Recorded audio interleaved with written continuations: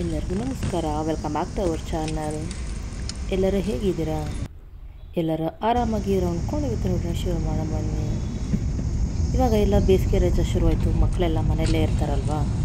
ಮಕ್ಕಳೆಲ್ಲ ವರ್ಷ ಪೂರ್ತಿ ಸ್ಕೂಲು ಅಂತ ಎಲ್ಲೂ ಆಚೆ ಎಲ್ಲೂ ಹೋಗ್ತಾನೆ ಇರ್ತಾರೆ. ಆದರೆ ಈ ಬೇಸಿಗೆ ರಜೆದಲ್ಲಾದರೂ ಮಕ್ಕಳು ಎಲ್ಲರೂ ಹೊರಗಡೆ ಮಕ್ಕಳುಗಳನ್ನ ಫ್ಯಾಮಿಲಿನ ಎಲ್ಲರೂ ಹೊರಗಡೆ ಕರ್ಕೊಂಡು ಹೋಗಬೇಕು ಅಂತ ಇದ್ದರೆ ಈ ಒಂದು ಪ್ಲೇಸು ಬೆಸ್ಟ್ ಪ್ಲೇಸು ತುಂಬಾ ಚೆನ್ನಾಗಿದೆ. ಈ ಒಂದು ಸಮ್ಮರ್ ವೆಕೇಷನ್ಗೆ ತುಂಬಾ ಒಂದು ಒಳ್ಳೆ ಸ್ಪಾಟ್ ಅಂತಲೇ ಹೇಳ್ಬೋದು. ಮಕ್ಕಳು ತುಂಬಾ ಎಂಜಾಯ್ ಮಾಡ್ತಾರೆ. ಶಿವನಸಮುದ್ರ ಗಗನಚುಕ್ಕಿ ಪರಚುಕ್ಕಿ ಅಂತ ಕೇಳೇ ಇರ್ತೀವಲ್ವ, ತುಂಬಾ ಒಳ್ಳೆ ಜಾಗ. ಹೋಗಿ ಒಂದು ದಿನ ಒನ್ ಡೇ ಟ್ರಿಪ್ ಅಂತ ಹೋಗಿ ತುಂಬ ಚೆನ್ನಾಗಿ ಎಂಜಾಯ್ ಮಾಡ್ಕೊಂಡು ಹೋಗಿ ಬರ್ಬೋದು. ಈ ಶಿವನಸಮುದ್ರ ಬಂದ್ಬಿಟ್ಟು ಮಂಡ್ಯ ಜಿಲ್ಲೆಯಲ್ಲಿರೋ ಒಂದು ಸಣ್ಣ ಸಿಟಿ ಅಂತಲೇ ಹೇಳ್ಬೋದು. ಇಲ್ಲಿ ಕಾವೇರಿ ನದಿ ದಂಡೆಯಲ್ಲಿರೋ ಒಂದು ಊರಿದು. ಆ ಊರಲ್ಲಿ ಈ ನದಿ ಎರಡು ಕವಲುಗಳಾಗಿ ಮಾರ್ಪಾಡುತ್ತೆ. ಗಗನಚುಕ್ಕಿ ಮತ್ತು ಭರಚುಕ್ಕಿ ಅಂತಲೇ ಎರಡು ಕವಲುಗಳಾಗಿ ಇಲ್ಲಿ ಆಗುತ್ತೆ. ಹಾಗೆಯೇ ಇನ್ನೊಂದಕ್ಕೆ ಯಾವುದು ಇದು ತುಂಬಾ ಫೇಮಸ್ ಅಂದರೆ, ಇಡೀ ಏಷ್ಯಾ ಖಂಡದಲ್ಲೇ ಮೊದಲನೇ ಸ್ಥಾಪನೆಯಾದ ಮೊದಲನೇದೇ ಅಂತಲೇ ಹೇಳ್ಬೋದು ಜಲವಿದ್ಯುತ್. ಅಂದರೆ ಈ ಜಲವಿದ್ಯುತ್ ಉತ್ಪಾದನಾ ಕೇಂದ್ರ ಸ್ಟಾರ್ಟ್ ಆಗಿರೋದು ಅಂತಲೇ ಹೇಳ್ತಾರೆ. ಈ ಜಲವಿದ್ಯುತ್ ಉತ್ಪಾದನೆಯ ಒಂದು ಕೇಂದ್ರ ಮೊದಲ ಬಾರಿಗೆ ಕೋಲಾರದ ವಿದ್ಯುತ್ಗೆ ಕಳಿಸಲಾಗಿತ್ತು ಅಂತ ಕೂಡ ಹೇಳಲಾಗ್ತದೆ.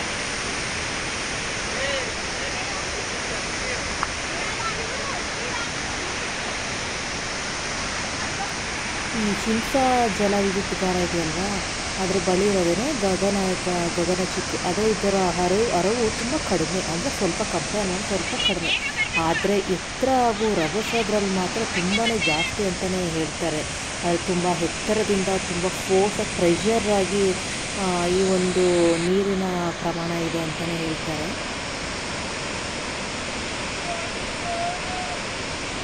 ಅದೇ ಥರ ಈ ಭರಚುಕ್ಕಿ ಇದೆಯಲ್ವಾ, ಈ ಭರಚುಕ್ಕಿ ಜಲಪಾತದಲ್ಲಿ ನೀರಿನ ಪ್ರಮಾಣ ಸ್ವಲ್ಪ ಕಡಿಮೆ, ಆದರೆ ನದಿಯ ಹರಿವು ಮಾತ್ರ ತುಂಬಾ ವಿಶಾಲವಾಗಿ ಇದೆ ಅಂತ ಹೇಳ್ತಾರೆ. ಬೆಂಗಳೂರಿಂದ ಕೊಳ್ಳೇಗಾಲ ಹೆದ್ದಾರಿಯಲ್ಲಿ ಇರೋದು ಈ ಗಗನಚುಕ್ಕಿ. ಇದನ್ನು ತಲುಪೋದು ತುಂಬ ಈಸಿ, ಅಷ್ಟು ಕಷ್ಟ ಏನು ಆಗೋದಿಲ್ಲ. ಆದರೆ ಈ ಭರಚುಕ್ಕಿ ಇದೆಯಲ್ವಾ, ಈ ಭರಚುಕ್ಕಿ ತಲುಪಲು ಸ್ವಲ್ಪ ಕಷ್ಟ ಆಗುತ್ತೆ. ಅಂದರೆ ಸ್ವಂತ ವೆಹಿಕಲ್ಲೇ ಇರಬೇಕಾಗತ್ತೆ. ಈ ನೀರಿನ ರಭಸ ಎರಡು ಕಡೆ ತೀವ್ರ ಆಗಿರುತ್ತೆ. ಹಾಗೆ ಈ ಕಣಿವೆಗಳಿರ್ತವೆ. ಈ ಕಣಿವೆ ಕೊಳ್ಳ ಪ್ರದೇಶವಾಗಿದ್ದರಿಂದ ಈ ಜಲಪಾತಗಳ ಸ್ಥಳಕ್ಕೆ ಇಳಿಯೋದು ಸ್ವಲ್ಪ ಕಷ್ಟ ಹಾಗೂ ಸ್ವಲ್ಪ ಅಪಾಯಕಾರಿ ಅಂತಲೂ ಕೂಡ ಆ ಥರ ಇದೆ ಸ್ವಲ್ಪ. ಹಾಗೆಯೇ ಈ ಜಾಗ ಬಂದ್ಬಿಟ್ಟು ಶಿವನಸಮುದ್ರ ಬೆಂಗಳೂರಿನ ಸರೌಂಡಿಂಗಲ್ಲಿರೋರಿಗೆ ಒಂದು ದಿನದ ಟ್ರಿಪ್ಪಿಗೆ ಹೇಳಿ ಮಾಡಿಸಿದ ಜಾಗ ಅಂತಲೇ ಹೇಳ್ಬೋದು. ಟೂರಿಸ್ಟ್ ಪ್ಲೇಸ್ಗಳಲ್ಲಿ ಇದು ಒಂದು ತುಂಬಾ ಫೇಮಸ್ ಆಗಿರೋ ಜಾಗ ಈ ಶಿವನಸಮುದ್ರ.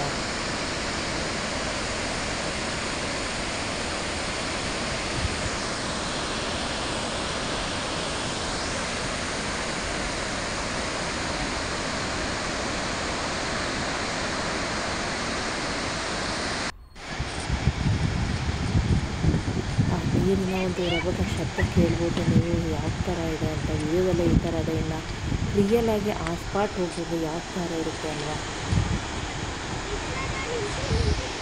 ಹಾಗೆ ಈ ಜಾಗ ಮಳೆ ಬಂದಾಗಂತೂ ಇನ್ನೂ ತುಂಬ ಅದ್ಭುತವಾಗಿ ಇರುತ್ತೆ. ಈ ಮೈಸೂರಿಗೆ ಟ್ರಿಪ್ಪು ಹಾಕೊತಾರಲ್ಲ ಅವ್ರುಗಳು ಈ ಶಿವನಸಮುದ್ರಕ್ಕೆ ಆರಾಮ್ಸೆ ಒಂದು ಸಲ ಭೇಟಿ ನೀಡಿ ಹೋಗ್ಬೋದು. ಈ ಗಗನಚುಕ್ಕಿಯಲ್ಲಿ ಸ್ವಿಮ್ ಮಾಡ್ತೀನಿ ಅಂತಾರಲ್ಲ, ಆ ಥರ ಎಲ್ಲ ಮಾಡೋಕ್ಕೆ ಬಿಡೋದಿಲ್ಲ. ಕೆಲವರೆಲ್ಲ ಈ ಥರ ಕೆಳಗಡೆ ನೀರಿನ ಹರಿವಿನಲ್ಲಿ ಈಜಾಡ್ತೀವಿ, ನೀರಲ್ಲಿ ಆಟ ಆಡ್ತೀವಿ ಅಂತ. ಬಟ್ ಆದರೆ ಇಲ್ಲಿ ಎಲ್ಲ ಬಿಡೋದಿಲ್ಲ ಈ ಥರ ಎಲ್ಲ. ಈ ಗಗನಚುಕ್ಕಿ ಎಷ್ಟು ಎತ್ತರದಿಂದ ಬೀಳುತ್ತೆ, 90 ಮೀಟ್ರ್, ಅಂದರೆ 90 ಮೀಟರ್ ಹೈಟಿಂದ ನೀರು ಇದು ಬೀಳುತ್ತೆ. ಇದು ನೋಡೋದಕ್ಕೆ ಒಂದು ದೊಡ್ಡದಾದ ಕುದುರೆ ಆಕಾರದಲ್ಲೇ ಈ ಜಲಪಾತ ಇದೆ. ಅಂದರೆ ನೋಡಲಿಕ್ಕೆ ಒಂದು ಬೃಹತ್ತಾದ ಕುದುರೆ ಆಕಾರದಲ್ಲಿ ಈ ಜಲಪಾತ ಕಾಣುತ್ತೆ.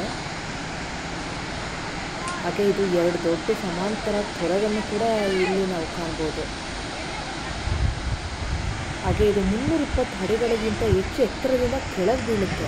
ಅಷ್ಟು ನೀರು ಹೈಟಿಂದ ಎಷ್ಟು ಮನಮೋಹಕವಾಗಿರ್ತಲ್ಲ ಇದು ನೋಡಲಿಕ್ಕೆ.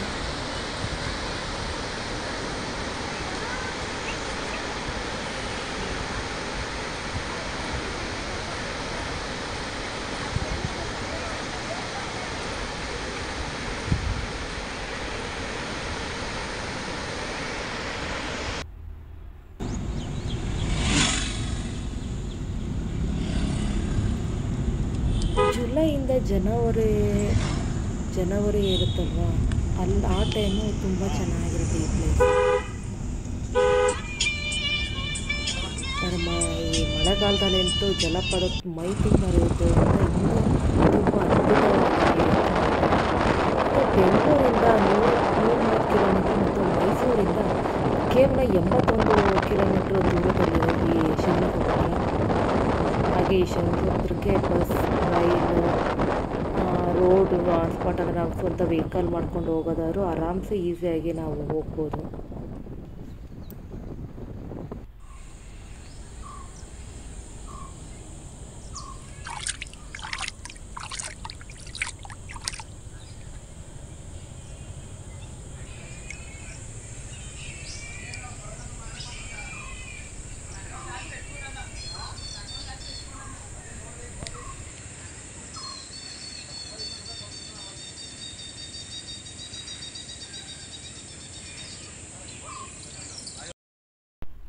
ಇಡೀ ವಿಶ್ವದಲ್ಲೇ 100 ಜಲಪಾತಗಳಲ್ಲಿ ಈ ಶಿವನ ಸಮುದ್ರ ಕೂಡ ಒಂದು ಅಂತ ಹೇಳ್ಕೊಳ್ಳೋಕ್ಕೆ ನಾವು ಹೆಮ್ಮೆ ಪಡಬೇಕು.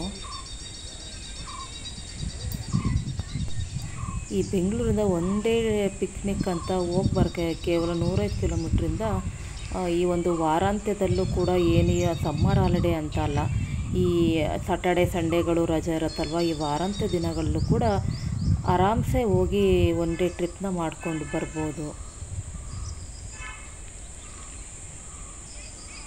ಮಳೆಗಾಲದಲ್ಲಂತೂ ತುಂಬಾ ಚೆನ್ನಾಗಿರುತ್ತೆ. ಆ ನೀರಿನ ಶಬ್ದ, ಹೆಚ್ಚು ನೀರಿರೋದ್ರಿಂದ ಆ ನೀರು ಬೋರ್ಗರೆಯೋ ಶಬ್ದಕ್ಕೇ ಮನ ಎಷ್ಟು ಉಲ್ಲಾಸ ಆಗುತ್ತೆ ಅಂದರೆ ಅಷ್ಟು ಖುಷಿ ಆಗುತ್ತೆ.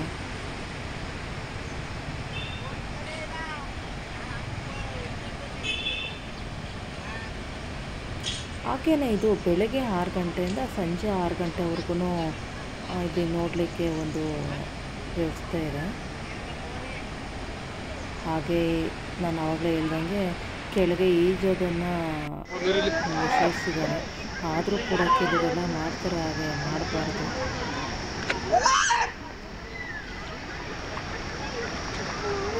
ಹಾಗೆಯೇ ಈ ಗಗನಚುಕ್ಕಿ ಮತ್ತು ಭರಚುಕ್ಕಿ ಇದೆಯಲ್ಲ, ಈ ಎರಡೂ ಜಲಪಾತಗಳು ಬೇರೆ ಬೇರೆ ಎಂಟ್ರಿಗಳಿದೆ, ಬೇರೆ ಬೇರೆ ಕಡೆಯಿಂದ ರಸ್ತೆಗಳ ಮೂಲಕ ತಲುಪೋದಾದರೆ ಒಂದು 15 ನಿಮಿಷ ದೂರ ಜರ್ನಿ ಇದೆ ಅಷ್ಟೇ, ಜಾಸ್ತಿನಿಲ್ಲ.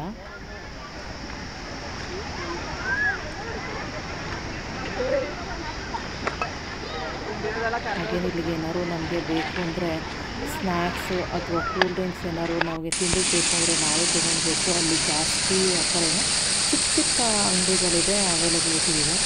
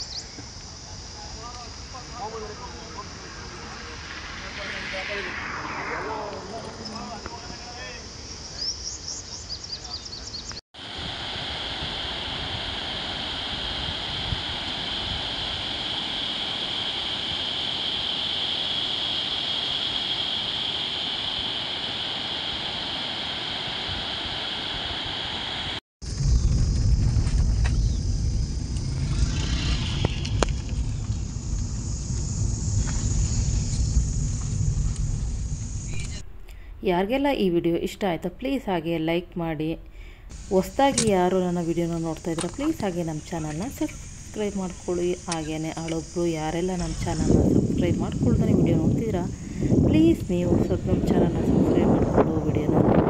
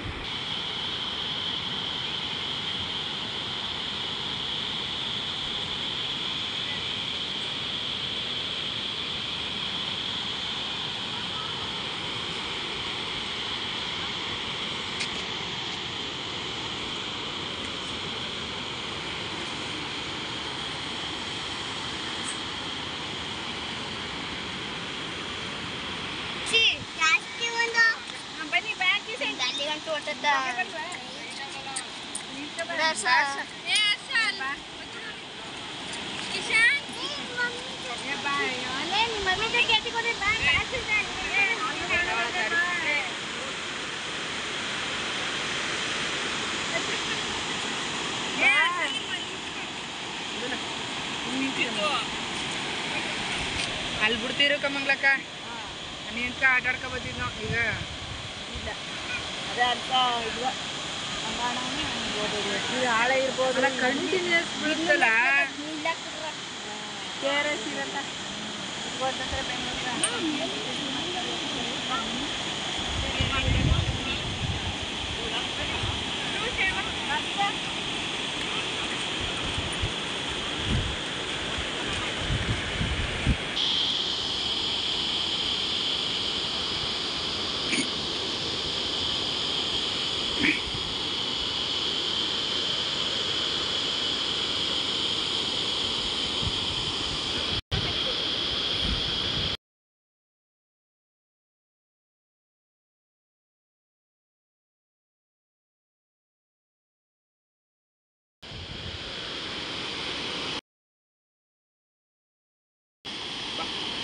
ಬನ್ನಿ ಬನ್ನಿ ಬನ್ನಿ ಬೇಗ ಬೇಗ